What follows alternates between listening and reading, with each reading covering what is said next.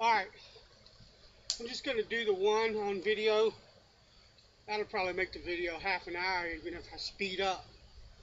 A couple of notes.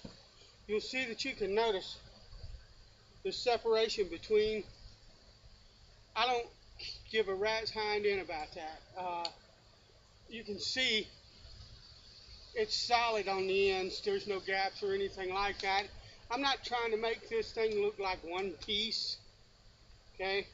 This is not furniture that I'm trying to make look like one piece and pretty and all of that kind of. All I'm trying to do is make it flat and square so that when it goes to made up, I already know the top was, the ends are square.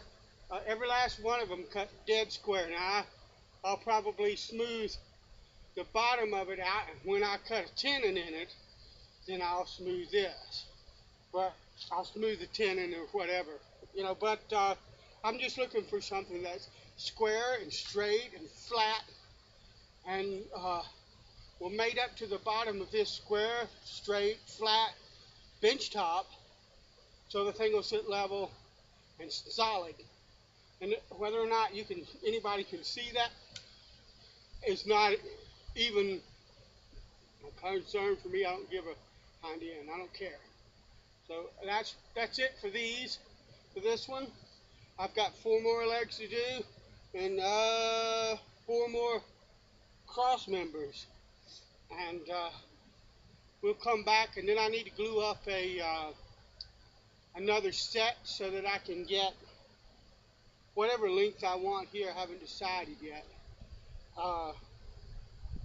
And I may do them 2 2x4s instead of 3.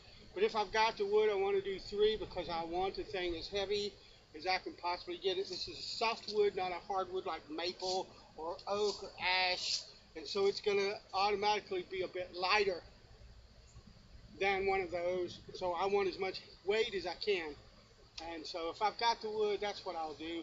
If not, I'll just do 2 for the cross members.